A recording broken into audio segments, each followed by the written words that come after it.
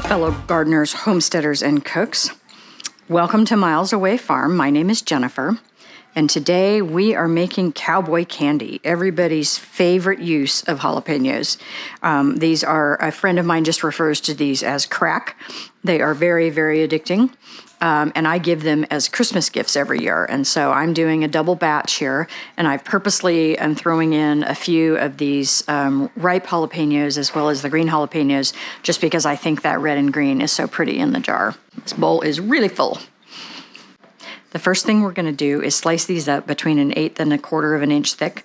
And you can do this by hand. I'm going to use my food processor, but you can certainly do this by hand. It just takes a little longer. And we've already obviously taken the tops off of these jalapenos, so they are washed and ready to go.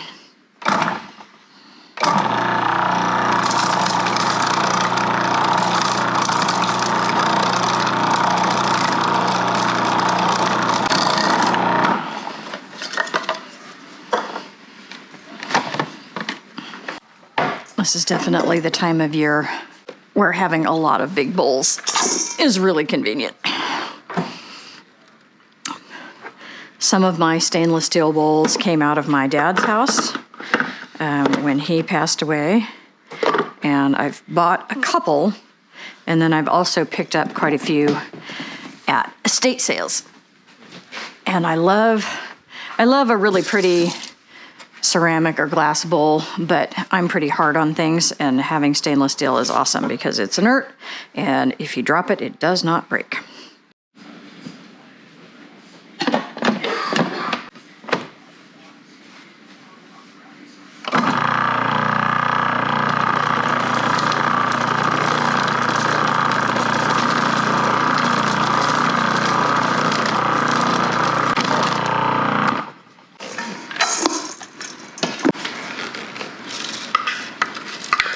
So I am doubling this recipe, and I will put a link to the recipe I'm following below. I am making some modifications that I'll mention. When I first started making this, it wasn't a recipe that had really kind of hit the tested recipes that were out there. And so I was concerned about safety, and I was really looking for something that had been tested. And the recipe I ended up following was from Foodie With Family. And she had come up with it, but she had taken it down to her local county extension office and talked to the food scientist down there about its safety, which is what you should do when you're riffing on recipes and making things up. And so I felt really comfortable that it was a safe recipe. I think at this point, Ball has come out with their own version of this, but I've been making this recipe for several years. And at one point, I actually intended to make it to sell because I have a small commercial kitchen. And so I sent samples into the Washington State University Food Science Program, what they call the Processing Authority, and had them test it. And so, yeah, it is well within specifications for safety. What I just did here, the original recipe is 6 cups of sugar, 2 cups of vinegar. And so I've just done 12 cups of sugar and 4 cups of vinegar. I'm using apple cider vinegar. You could choose whatever vinegar you liked. I should have gotten this going before I cut all my peppers up, because we'll have to wait a little bit for this to melt and come to temperature. It's going to be a tight fit. We might not be able to get everything in there. We'll see how we do. This is, when they say candied jalapenos, this is candied jalapenos. There's way more sugar in this recipe than anything else. And in this case, the vinegar obviously is bringing the pH down, but the sugar is to some extent acting as a bit of a preservative as well, because there's so much of it in here. But these are super, super tasty. And then her recipe calls for basically relish spices, so things like celery seed. And I did not want this to taste like a relish. I wanted this to taste like jalapenos and not much else. I substituted onion powder for the other spices. And that's something you can do. You shouldn't increase the amount of spice that's in something, but you can absolutely substitute one thing for another. And so I just substituted onion for the relish spices because that was not a flavor profile that I was after. Originally it called for turmeric and celery seed, and that was not what I was after. So we want 2 tablespoons of garlic powder.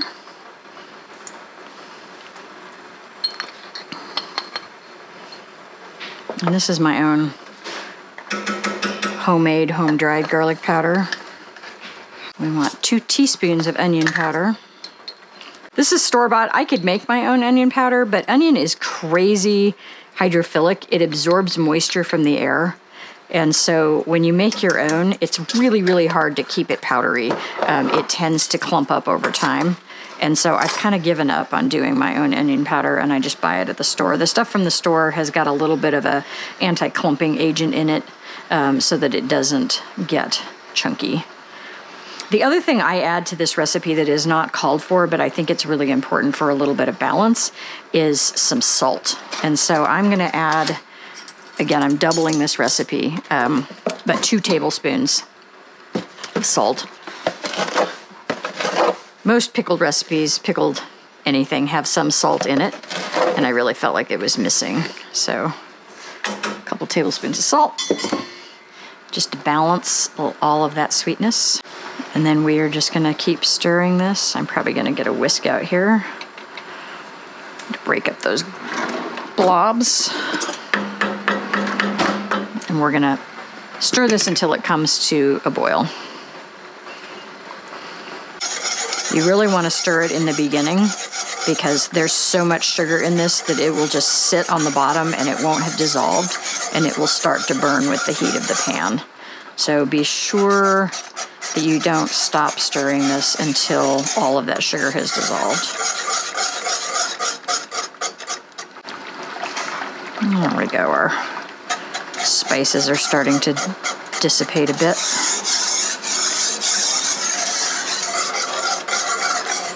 All right, our brine has come to a boil. I actually had to turn it off because it almost boiled over. So be aware of that. Watch it closely because there's so much sugar in there that once it gets up to temperature, it's going to go past regular boiling temperature real fast. And see, I've got the heat completely off and you can see it's still just bubbling. So rocking and rolling. Let's see how much of this we could get in here. This is going to cool it down, and so a lot of that foam is going to dissipate very quickly.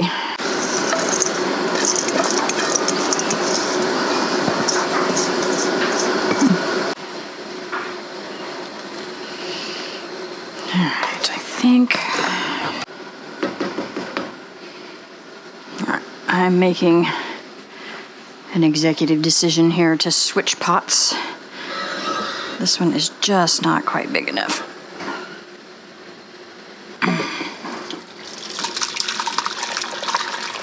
Nothing like pouring molten sugar in your kitchen to keep you on your toes.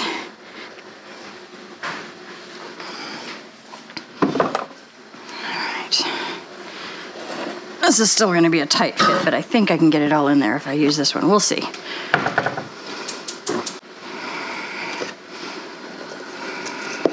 I have bigger pots. I didn't want to get them out. You know how that goes.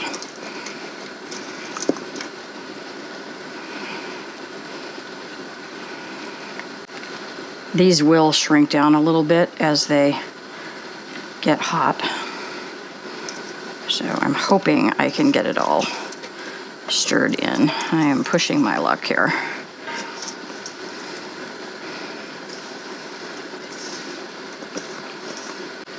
No, it's gonna fit, you guys, as long as we don't boil it over. This is my canning pot for this, but I've also got some hot sauce that I've been making that's in there right now. In fact, it doesn't have to be quite that high. All right, so this is 6 pounds of jalapenos. Double the recipe. So the recipe's for 3, and then I just doubled everything. So 6 pounds of sliced jalapenos, and that was 6 pounds before we took the stems off. So it's probably slightly less than that. Woohoo, look at that. It is gorgeous. All right, we're gonna let that come up to temperature, watching it closely so that we don't boil over sugar syrup on our stove. And do a little kitchen cleanup while we're waiting. All right, you can see that our pot has reached a simmer. And the directions say to let it simmer for 4 minutes. And I'm gonna stir that while I'm doing it, just because I really don't want this to boil over since it's so full. I did look up the ball recipe. They do have one. I don't think it's in any of their books, but it is on their website. It's interesting. It's it's less sugar and more vinegar. So they call for 3 cups of vinegar, 4 cups of sugar, and this is 2 cups of vinegar, 6 cups of sugar. So this is much more candied. And they have you simmer for 15 minutes. So different directions. But again, because I had this recipe tested by a processing authority, I'm very confident in it. And I think the whole point is that they should be candied. And so this is one of the rare instances in my life where more sugar is actually appropriate. So I'm just going to keep going with the recipe that I've been using for the past 4 or 5 years. The one thing about using the food processor to slice all of those jalapenos is you do get some that get a little sideways that aren't like, you know, that one right there, you can see, that aren't like a perfect ring. But I find that nobody cares. It's like you're in it for the taste and cream cheese on a cracker, and it doesn't really matter if they are not all perfect circles. So I don't worry about it. But if you really are into presentation, by all means, hand slice everything. I also, in doing the cleanup, was reminded of how you can handle peppers all day long and not have it really bother you. And then as soon as you start to wash things, all of that hot capsaicin volatilizes in the air, and it just is like napalm. So at this point, my throat is a little bit annoyed at me, and my sinuses are a little annoyed at me because I've been rinsing out food processors and bowls, and yeah, all of that spicy goodness has volatilized into the air.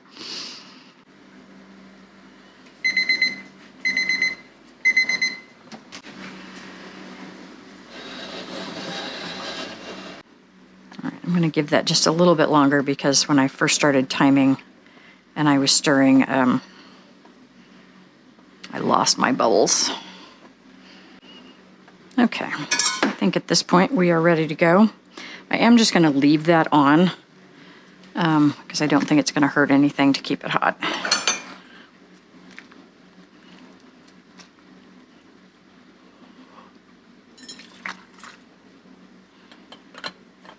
And this is one of the few things that I actually can in these wide mouth 8-ounce jars.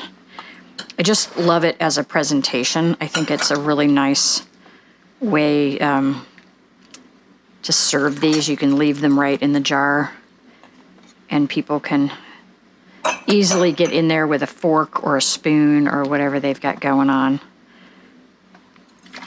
And so I actually hoard these jars for this specific reason, and we'll look for them at estate sales and things like that. I'm going to go back and do brine at the end here, but initially I just want to get jalapenos in the jars. This is going to be a recipe where you really want to make sure that you wipe your rims well, because there's so much sugar, and it's going to be, there's just no way to avoid it being kind of everywhere. And when I've made this recipe in the past, it says it makes 8, and it generally makes 8 for me, so it comes out pretty close. So we'll see how we do.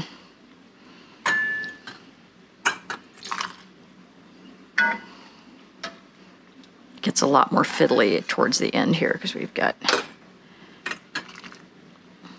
a lot of brine and not nearly as many peppers. This recipe will make extra brine, Some people save it and use it for other things. Note that you should not use it to can additional jalapenos. All of these jalapenos have released a lot of their moisture into this brine. And if you were to, so it's a lot more diluted, and that was calculated into the recipe, but if you were to continue to add new chilies, you're just going to continue to dilute it even more. And you don't know where that line is, where you've diluted it too much. So I don't recommend. I know some people will save their brine, and they can it just like they can everything else. And then they reuse it. And honestly, vinegar is cheap. Sugar is pretty cheap. To me, it is not worth the risk. And I would rather put something in that jar that I'm looking forward to eating, rather than trying to remember when I start a canning project that I have extra brine in a jar somewhere that I'm most likely going to forget that I even have. So yeah, I'm not a big proponent of that. You know, if we were in a situation where it was really hard to get vinegar or something, I might consider it, but it's not. We're not in that situation currently. Although given the last couple of years with COVID, I would not be surprised at anything anymore. All right, now I'm going to go back and add some brine. I find it's much easier to do this once you've gotten most of the jalapenos out of the way. And I'm gonna have to look. I think this is a 1/4 inch headspace. Some of these I'm gonna have to move around a little bit. But I'll get in the ballpark and then we'll adjust. So Ball's recipe is a 1/2 inch headspace. So that's what I'm gonna do. Some of these could use a little more brine. Some of these are a little too full. And I'll put it up on the screen. There is a chart in one of the original Ball Blue books that shows headspace. And it's like my favorite canning chart ever, because it's such a great visual for how to judge that. I've done it so long that I can usually just kind of eyeball it at this point. And they now make a tool that is basically a measuring tool where you can stick it on the rim of the jar and it'll touch the food if you're in the right spot. But I just like a good visual. And an inch headspace is that bottom ring that sticks out. 1/2 inch is kind of halfway between that and the top. I did pretty good on these. Most of these are just about where we want it. And you know, there's a few floaties in there, but we got most of them. Good enough. This is definitely not a sponsored post, but I saw the 4 jars lids advertised on another YouTuber's channel, and I ended up buying a box of regular and a box of wide mouth, and I've had good results with them. I just got really tired of having a hard time finding stuff locally. And having to buy things, you know, 12 lids at a time, and I wanted to stock up, so it was well worth doing.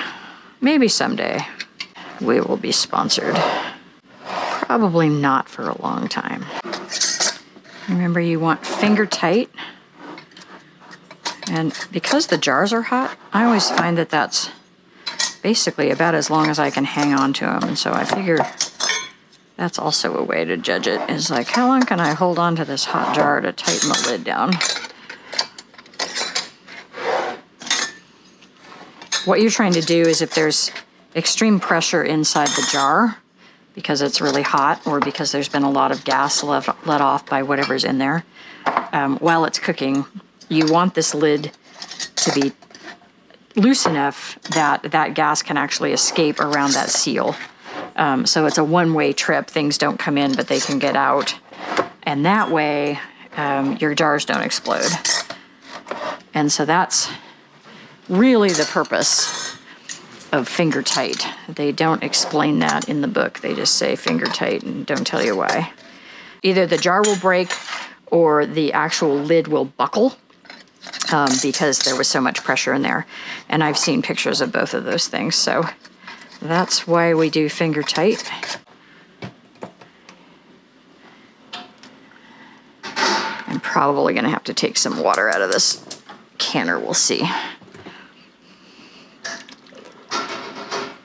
And I love when everything is all matchy-matchy, when the color of the lid is the same color as the ring. And so, like, if I'm giving Christmas gifts, I might use those as the Christmas gifts. And then the ones that are less matchy-matchy, we might save for our own use. Or, you know, if we're having a dinner party or something like that. Let's see, can I get one more in there? This is a pretty big canning pot. Sometimes I can get... Yeah. So 1, 2, 3, 4, 5, 6, 7, 8. Perfect, because I've got 16. So that's one layer. I'm definitely gonna need to take some water out of there. Remember all that science from when you were in high school about displacement? And you thought, who cares? I'm never gonna use this. Look at you using science principle in action right there. So my second layer, it's just this funny little lazy Susan. And it should be, and I try to offset them. I do the same pattern, but I, you know, am going in between the first set of jars. It's unusual for the second layer for me to be quite as tight as the first, and in this case it's gonna be, so. Not gonna have any problem with the 1 to 2 inches over the top of the jars here.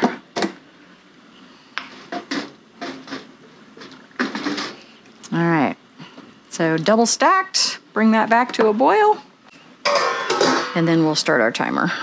All right, our pot has come to a full boil. And because these are only 8 ounce, we only need to time it for 10 minutes. If you were doing pints, it would be 15.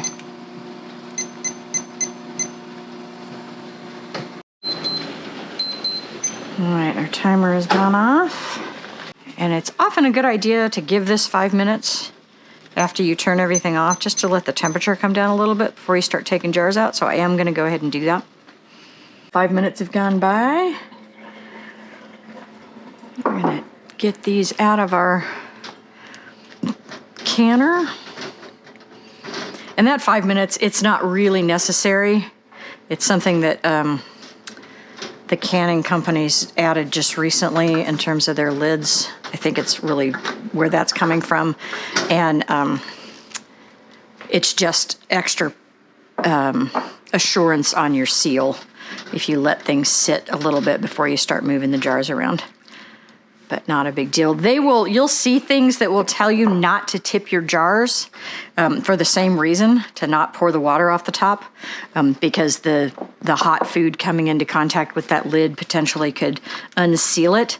I have been canning for probably 20 years, and that has never been an issue for me. I have hard water, and I know they say it will evaporate, but if it evaporates on my jars, it leaves water rings. And I'm giving these as gifts. I want them to look nice. And so I do not put any stock in that don't tip your jars thing. But you do you. If you are an extreme rule follower, knock yourself out.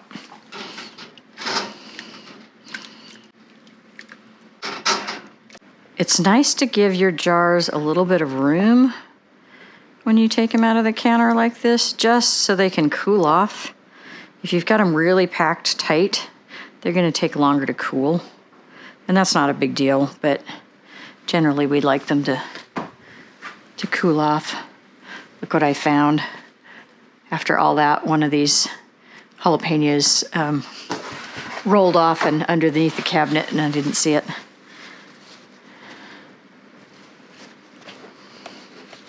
And notice how loose that is already? That's not unusual when you're canning. You take that, all that ring is doing is holding that lid in place. And a lot of times it will loosen up in the canning, and it doesn't affect the seal on the jar at all. It's a good indication that you did things right, actually, in terms of your seal, if that's so loose and your jar is still sealed.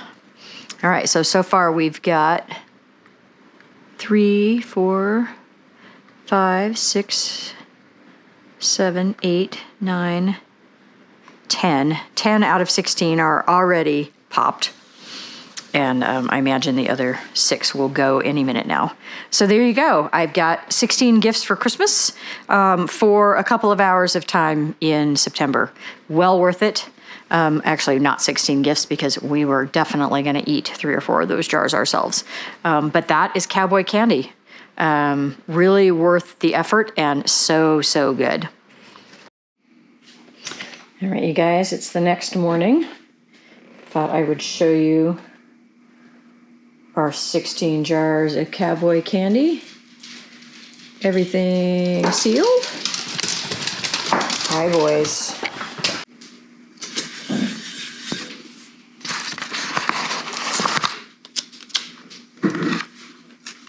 Because I give these as gifts, I have a label made up. My printer had some issues, user error, so I'm using the not so great looking labels for the ones that have the gold bands, which are the ones we'll probably eat ourselves. These are the leftovers that were in the pot that didn't go into the jars.